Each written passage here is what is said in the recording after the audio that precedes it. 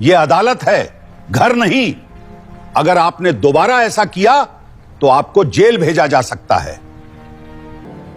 चाहे मुझे जेल भेज दिया जाए, मैं अपनी पत्नी के खिलाफ एक शब्द भी बर्दाश्त नहीं करूंगा।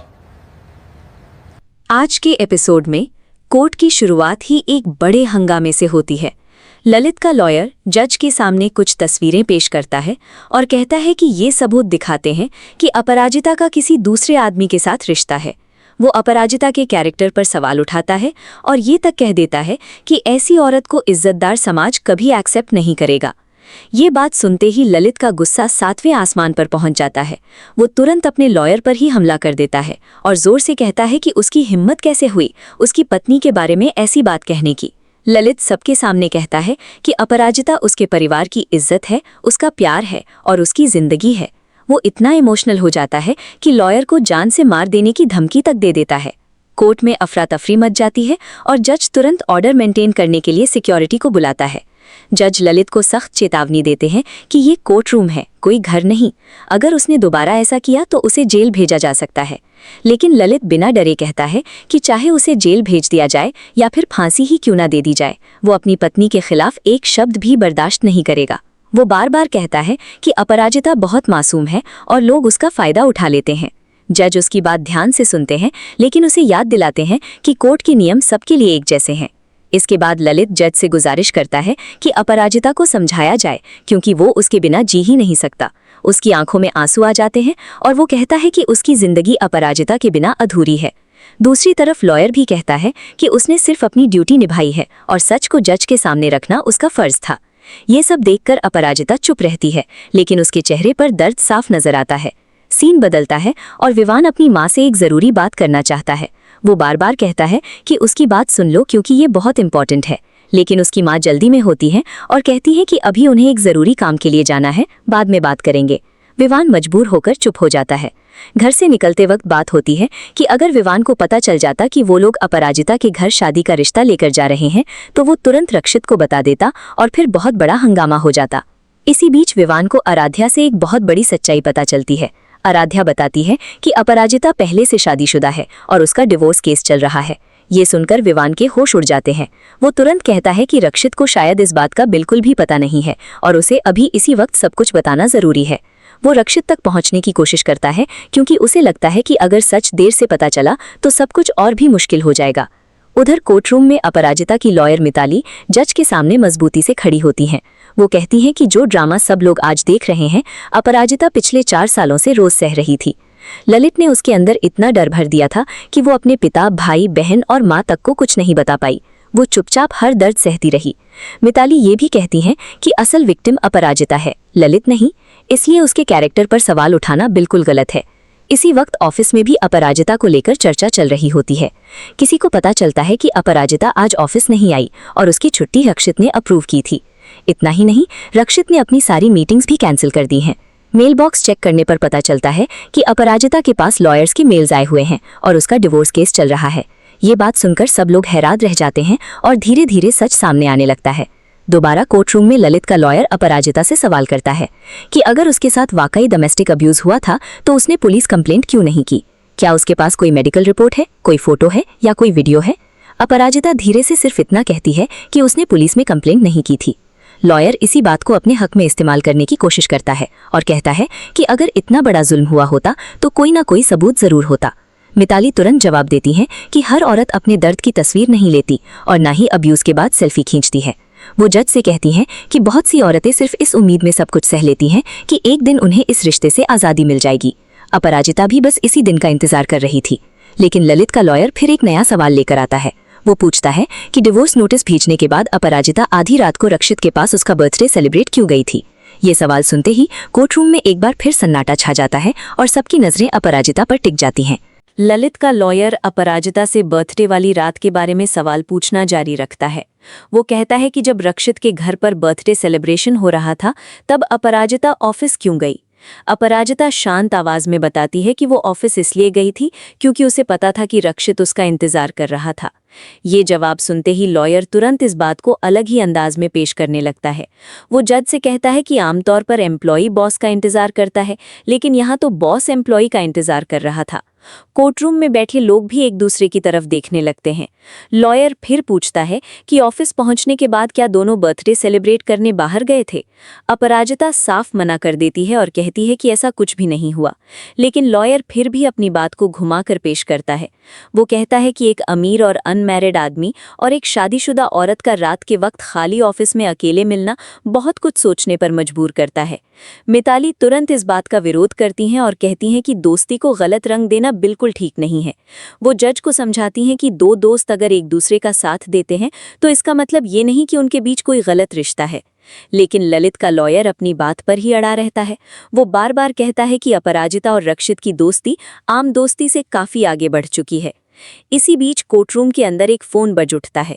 जज तुरंत नाराज हो जाते हैं और कहते हैं कि कोर्टरूम में फोन अलाउड नहीं है। तब पता चलता है कि फोन अपराजिता का है और कॉल रक्षित का आ रहा है। अपराजिता कॉल रिसीव नहीं करती और फोन काट देती है। लॉयर तुरंत इसी बात को भी मुद्दा बना देता है। वो कहता है कि जिस आदमी का नाम कोर्ट में चल रहा है उसी वक्त उसका फोन भी आ गया। इससे उसकी बात और मजबूत होती है। मिताली फिर से अपराजिता का पक्ष रखती हैं और कहती हैं कि रक्षित सिर्फ उसका दोस्त है। वो उसकी हियरिंग को लेकर परेशान था, इसलिए उसने फोन किया। इसमें कोई गलत बात नहीं है।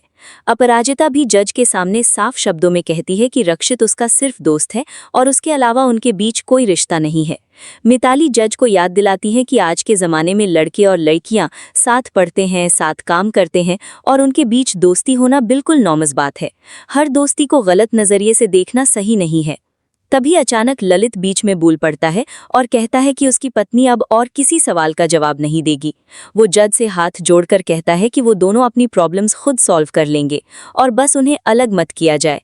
लेकिन अपराजिता तुरंत उसकी बात का विरोध करती है। वो साफ कह देती है कि वो ललित के साथ बिल्कुल नहीं रह सकती और कोर्ट से गुजारिश करती है कि उसका डाइवोर्स अप्रूव कर दिया जाए। जज दोनों की बात ध्यान से सुनते हैं और फिर अपना फैसला सुनाते हैं। वो कहते हैं कि फैमिली कोर्ट का मकसद सिर्फ तलाक देना नहीं, बल्कि रिश्ते को बचाने की पूरी कोशिश करना भी है। इसी वजह से कोर्ट 180 दिन का कूलिंग पीरियड ऑर्डर करता है। इस दौरान काउंसलिंग होगी और देखा जाएगा कि क्या इस रिश्ते को दोबारा संभाला जा सकता है या नहीं। साथ ही जज ये भी कहते हैं कि डोमेस्टिक अब्यूज के आरोप गंभीर हैं, इसलिए ललित अपराजिता को जबरदस्ती अपने साथ रहने के लिए मजबूर नहीं कर सकता। अपराजिता अपने मायके में रहेगी और ललित को कोर्ट की अवहेलना करने के लिए 2000 रुपए का जुर्माना भी भरना होगा। कोर्ट खत्म होने के बाद मिताली अपराजिता से नाराज नजर आती हैं। वो कहती हैं कि अगर अपराजिता ने पहले ही रक्षित के बारे में सब कुछ सच सच बता दिया होता तो वो कोर्ट में उस हिसाब से तैयारी करके आती। आज ललित के लॉयर ने इसी बात का फायदा उठाया और जज के सामने अपराजिता की इमेज को नुकसान पहुंचाने की पूरी कोशिश की। अपराजिता चुपचाप सब कुछ सुनती रहती है क्योंकि उसके पास इस वक्त कोई जवाब नहीं होता। उधर ललित की माँ भी अपराजिता पर इल्जाम लगाना शुरू कर देती हैं। वो कहती हैं कि शायद अपराजिता का किसी और आदमी के साथ रिश्ता था, इसलिए उसने घर छोड़ा। घर के दूसरे लोग भी हैरान हो जाते हैं और पूछते हैं कि लॉयर को रक्षित के बारे में इतनी सारी बातें पता कैसे चली। ललित तुरंत सबको रोकता है और कहता है कि उसने कभी भी लॉयर को अपराजिता के खिलाफ कुछ नहीं बताया। वो फिर से सबके सामने कहता है कि उसका भरोसा आज भी अपराजिता पर उतना ही मजबूत है जितना पहले था। उसके लिए अपराजिता बिल्कुल पवित्र है और दुनिया चाहे कुछ भी कहे, वो अपनी पत्नी पर कभी शक नहीं करेगा। एपिसोड के बिल्कुल आखिरी पलों में कहानी एक नया मोड़ लेती है। रक्षित और अपराजिता एक दूसरे के सामने होते हैं। रक्षित हिम्मत जुटाकर अपने दिल की बात कह देता है। वो अपराजिता से कहता है कि वो उससे बहुत पहले से प्यार करता है और अपनी जिंदगी से भी ज्यादा उसे चाहता है। अपराजिता ये सब सुनकर खामोश रह जाती है। फिर रक्षित उससे पूछता है कि उसके दिल में क्या है और क्या वो भी उसके प्यार को एक्सेप्ट करती है। इसी बड़े सवाल के साथ एपिसोड यहीं खत्म हो जाता है और सबकी नजरें अगले एपिसोड पर टिकी जाती हैं।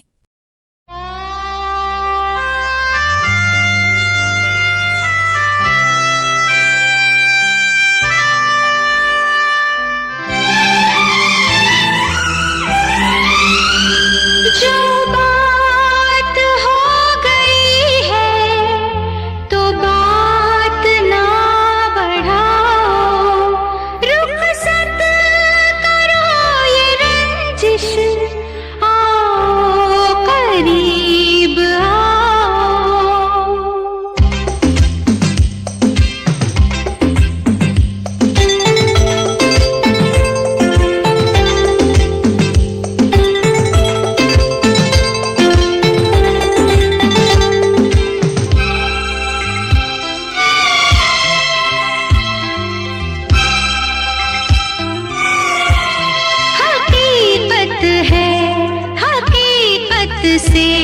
नहीं इनकार करती हूँ, हकीकत है, हकीकत से नहीं इनकार करती हूँ कि मैं तुमसे, बस तुमसे, तुम्हीं से प्यार करती हूँ। हकीकत है, हकीकत से नहीं इनकार करती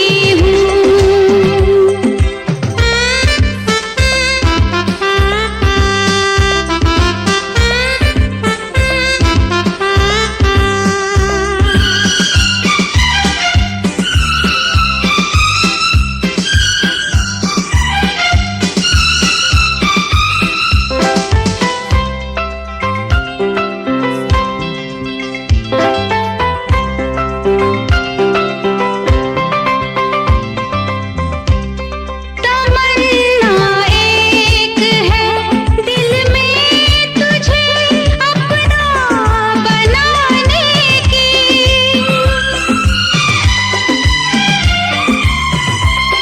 तमन्ना एक है दिल में तुझे अपना बनाने की। किसी सच को नहीं होती जरूरत कसम खाने की। अजी सुन लो दिली जज्बात का इजहार करती हूँ कि मैं तुमसे, बस तुमसे, तुम्हीं से प्यार करती हूँ।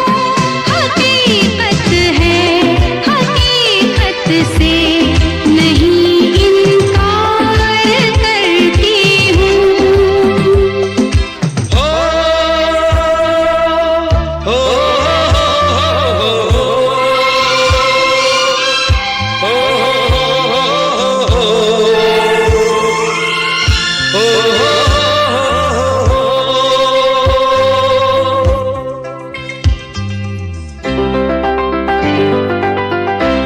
नहीं डरता जमाने से, ये आज इकरार करता हूँ। नहीं डरता जमाने से, ये आज इकरार करता हूँ कि मैं तुमसे, बस तुमसे, तुम्हीं से प्यार करता हूँ। नहीं डरता जमाने से, ये आज इकरार करता हूँ।